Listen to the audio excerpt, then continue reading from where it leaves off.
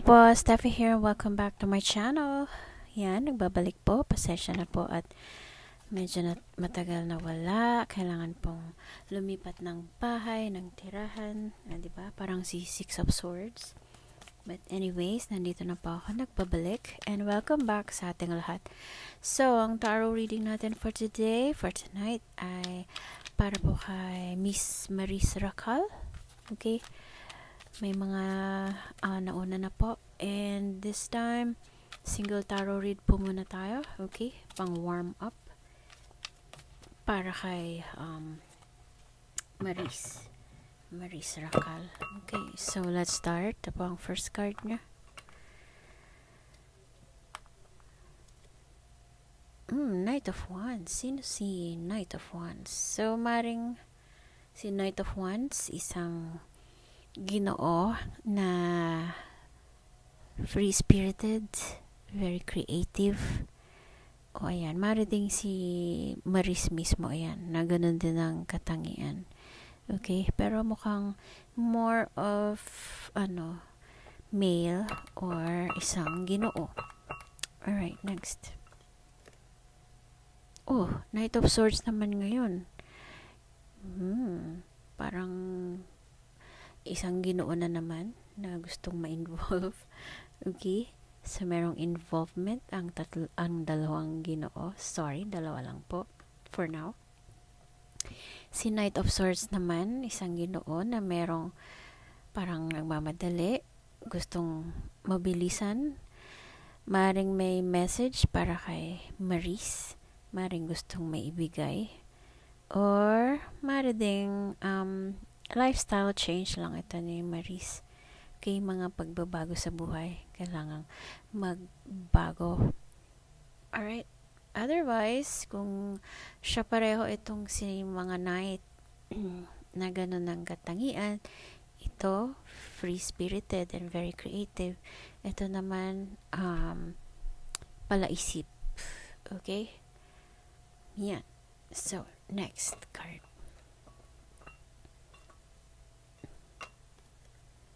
The Fool. Okay? So, si Maris, mukhang siya yung the Fool. Ito yung kanyang new beginnings, new opportunities, new adventures. And kung meron mga bagay-bagay na hindi pa niya nagagawa, gusto niyang subukan. Kahit anong pa man yung risk ng mga ito, anong pa man yung disadvantages, ayan. Tatahakin niya, susuungin. Okay? So, walang pakialam. Walang pakialam, pero mukhang positive naman yung patutunguhan. Okay? Kahit na adventurous ang dating. Alright? Next. The Hermit. Okay?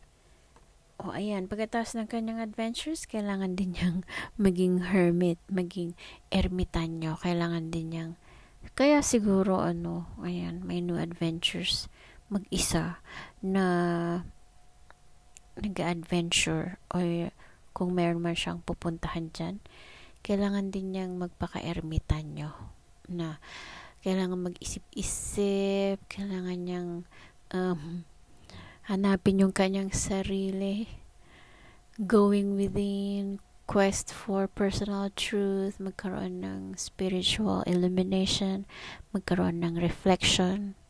O yan, kailangan niyang mag-isip-isip. Okay? Maraming pag-iisipan.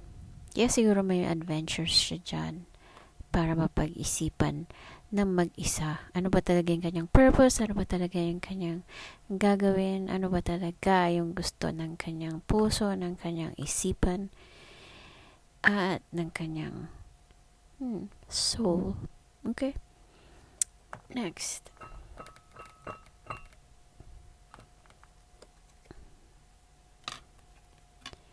Eight of Wands. O, diba? Ganda. So, si Eight of Wands, ito naman ng mga good news na paparating. Okay? Very positive na card. So, maaring pagkatapos maging ermitanyo at magpakalayo-layo, Ito naman ang mga paparating na good news sa kanya. Maaring hotline ng telepono, maraming emails, maraming messages, maraming kumakausap sa kanya para magbigay siguro ng bagong contract, bagong projects, bagong business, or whatever. Basta, good news ito, si Eight of Wands. Okay? News arrives. Ganda. Okay, next. Five of Swords. Ba't naging swords? Okay, so despite na may mga good news, meron naman si Five of Swords na kumukontra.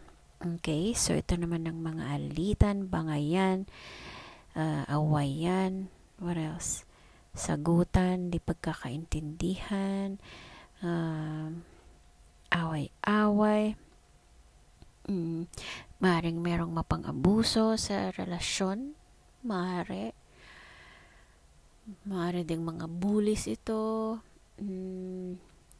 maaari ding may kalokohan na nangyari, pero more on sagutan or awayan, bangayan. Okay? Hindi pagkakaintindihan. Alright, next. Kaya naman siguro kailangan niyang magpaka-ermitanyo dahil dyan sa di pagkakaintindihan na iyan. Well, anyways, tingnan natin ang susunod. Six of Cups. So, kasi Six of Cups naman ang past. So, maaaring ang past, nanggaling ang ito, ang Five of Swords, na hindi pagkakaunawaan, di pagkakaintindihan. Meron pa rin siyang attachment doon. Parang affected. So, malaki siguro ang impact sa kanya. Kaya kailangang magpakalayo-layo at mag-isip-isip. Alright? Or, kung hindi man si past yan, maaaring nakakatanggap siya ngayon ng mga regalo, mga surprise gifts. Ayun. Okay? Next.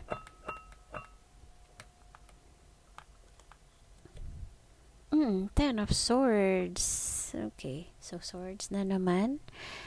So, kung merong attachment sa past, at kung ito nga ang past, ayan, ang Ten of Swords, ang painful ending, dahil sa hindi pagkakaunawaan, hindi pagkakaintindihan.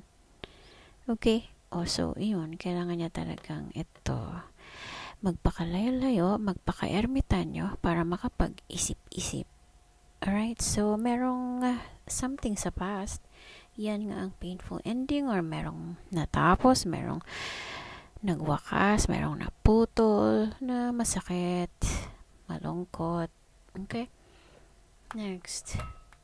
Last card. Last card na po para kay Maris Racal. The Emperor. Ayan. At least maganda ang last card. So, despite lahat siguro ng yan, ng di pagkakaunawaan, at ang painful ending, ayan. She ended up as an emperor na atapang, atibay. Okay? What else? Courageous leader ang dating. Siyang nasusunod, my way or the highway. Ayan, by hook or by crook. Ako ang mag-decide, ako ang magpaplano, ako ang masusunod, ako ang igagalang. Ang yung sinabi ko, yun ang mangyayari, yun ang magagawa, yun ang masusunod. Diba? Yan si Emperor.